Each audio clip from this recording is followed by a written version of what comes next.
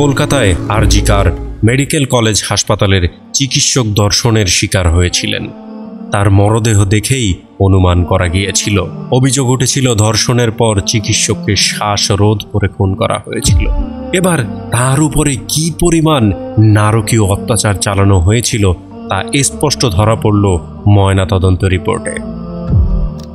সোমবার 19 আগস্ট 2024 ময়নাতদন্ত প্রতিবেদনে উঠে এসেছে শরীরের মোট 24 জায়গায় আঘাতের চিহ্ন রয়েছে। নির্যাতনের শিকার চিকিৎসকের শরীরের বাইরে 16টি এবং শরীরের ভিতরে 8টি ক্ষতচিহ্ন পাওয়া গেছে। সেই আঘাতগুলি চিকিৎসকের ভাষায় অ্যান্টিমর্টেম, অর্থাৎ মৃত্যুর আগেই যে আঘাতগুলো করা হয়েছে সেগুলো। একই সঙ্গে বলা হয়েছে এই মৃত্যুর ধরন হলো হত্যা। সেই রাতে 4 বার আরজিকর হাসপাতালে ঢোকেন সঞ্জয়। আরজিকর ময়নাতদন্তে চিকিৎসকের ধর্ষণ ও তারপর শ্বাসরুদ্ধ করে হত্যার প্রমাণ মিলেছে। আরজিকর মেডিকেল চিকিৎসক মৌমিতা দেবনাথের ময়নাতদন্তের রিপোর্ট অনুযায়ী মাথা, গাল, ঠোঁট, হাঁটু, গোড়ালি ও যৌনাঙ্গে ক্ষতের চিহ্ন মিলেছে।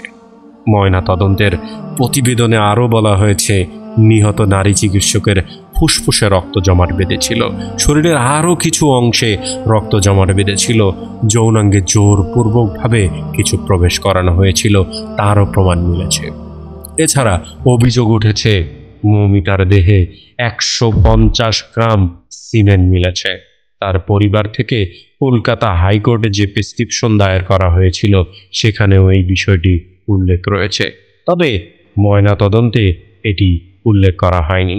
আমি বুঝতে পারছি না একটা মেয়ে মানুষের শরীরে কিভাবে 150 গ্রাম সিমেন্ট মিলেছে, যেখানে 15 থেকে 20 জন পুরুষের বীর্য।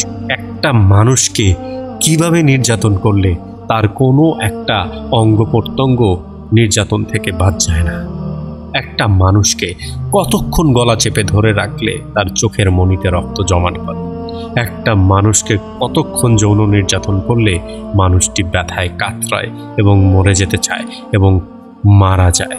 এগুলো অমানুষ, এগুলো পশু, এগুলো পশুর চেয়েও খারাপ। মৃত্যুর আগে একটা মানুষের গায়ে কিভাবে 24টি আঘাত করা যায় এবং শরীরের ভিতরে এবং বাহিরে সমপরিমাণের আঘাত, শরীরের বাহিরে 16টি, শরীরের ভিতরে 8টি। একটা পশুকেও মানুষ এতটা নির্যাতন করে? একটা পশুকেও? প্রত্যেকটা অপরাধের বিচার করতে হবে। অবশ্য তাগুতের কাছে বিচার চেয়ে এলাম, একমাত্র সৃষ্টিকর্তা আল্লাহ তাআলাই ভালো জানেন কে কোন অপরাধ করেছেন এবং সেই অনুযায়ী তাকে শাস্তি দেয়া হবে।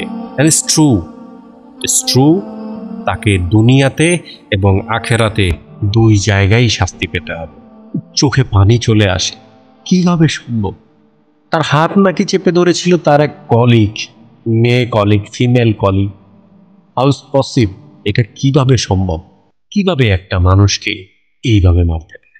কিভাবে একটা মানুষকে এইভাবে যৌনতা করতে পারে? এইভাবে কিভাবে বিকৃত যৌনাচারে লিপ্ত হতে পারে? বিচার রইল উপরওয়ালার কাছে, তিনি বিচার করবেন। আমরা দেখব ইনশাআল্লাহ।